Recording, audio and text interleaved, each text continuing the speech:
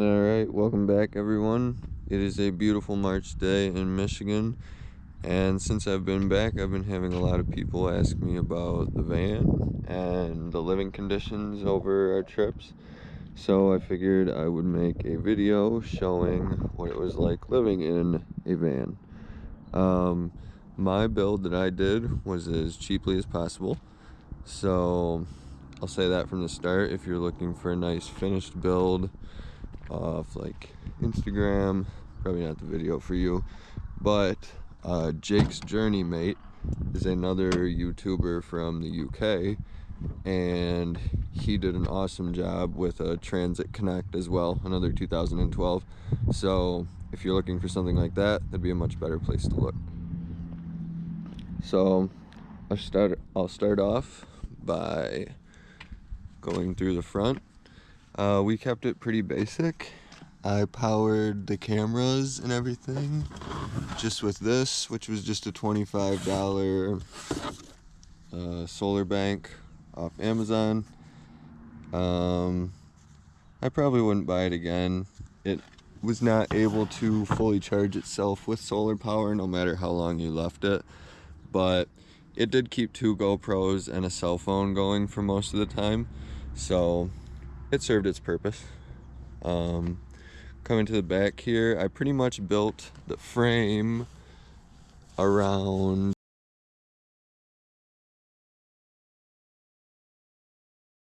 my totes, which I used 3 totes basically.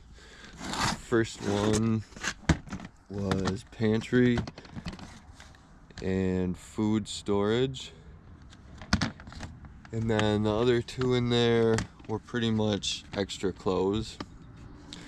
So with limited space, I used this here as a dirty clothes collection, and typically would keep my boots in here.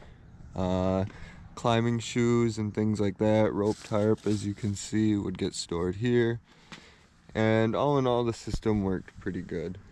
So we used this string, which was pretty handy. It was nice to always have my headlamp handy when it was dark, and water.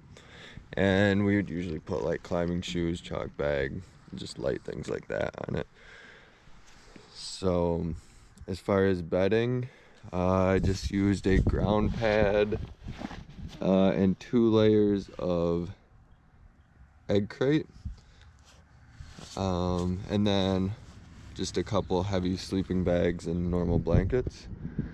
And that system seemed to be fine for winter camping in the Southwest. Coming around to the back, you can see another view of the inside here. I did install these shelves here on each side. We ended up not really using them much, and I probably will uninstall them from one side. We both agreed that we like to sit across the van, so something that folded down and out like that would have been much more useful. So I'll probably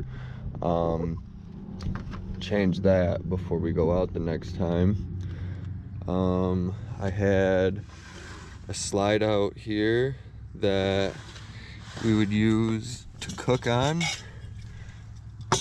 I used that a lot. Pretty much every meal I cooked was on this guy, so that turned out to be super useful. It was protected from the wind with the doors.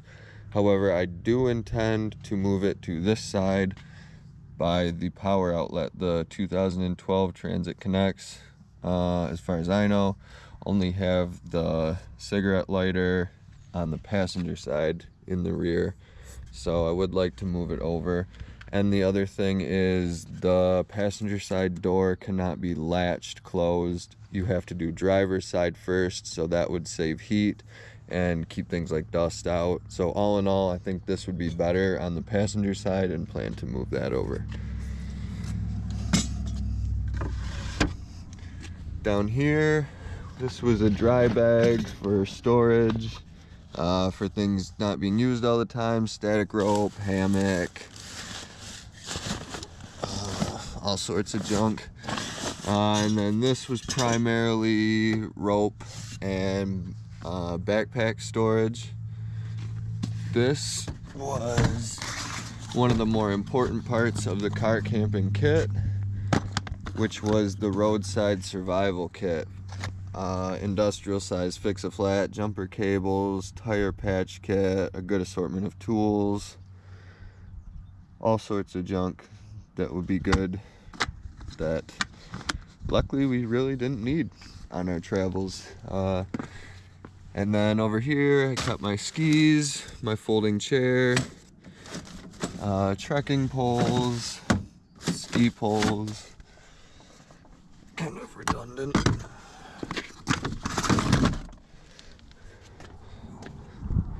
So then coming around to this side, this was primarily Hope's storage that she used in here, but my skis, bag of boots, some extra fuel, ski helmet, basically more cold weather gear.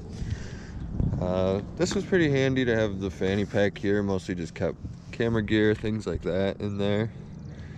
And for the curtain, I actually just bought curtains from Walmart and cut them in half, and then used these clips here, which were very affordable from Harbor Freight, and they turned out to be one of the most useful things in the van because all my sides are metal.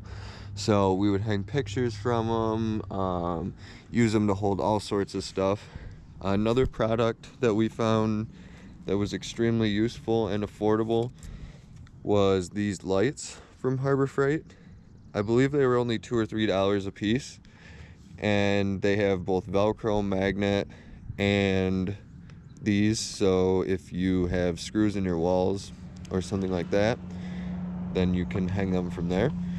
But we never replaced the batteries in them, and as you can see, they're still going. We would use these every single night to cook with, read with, and just keep the van lit, and they worked awesome. So they were a great buy all in all.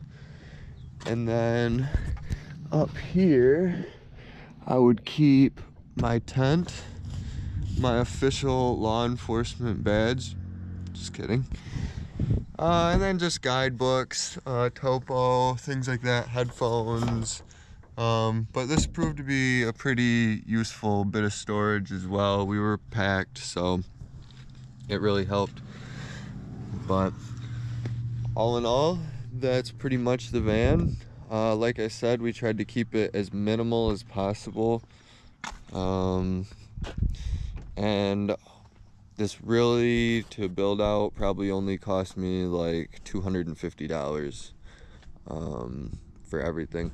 Another thing I did that was kind of nice for traveling was build a locking compartment here, and that proved useful traveling whenever we were concerned about any of the places we were leaving the vans for long periods of time. So that's another thing that's pretty easy to do with the Transit Connects, is you have the jack storage on this side, but this side is a large open compartment, so it makes for easy, safe storage with minimal holes being drilled or having to cut anything out, which was another big thing that I didn't really want to do and managed to not, was really modify the van much more than 4 holes into it on each one of my shelves, and then I think maybe like 4 to 5 holes, 6 it is, for my safe box. So minimal invested in terms of time, and minimal invested in terms of work done to it. But all in all, those were the main products that I used for the van, and I really don't think I would change a ton, just the things in the back. And I do plan to lower it a bit more, just to have a little more space. I don't think I would take as much in the future that I did this past trip, so that would be an area to save a little bit. of space and maybe make it a little more comfortable up above.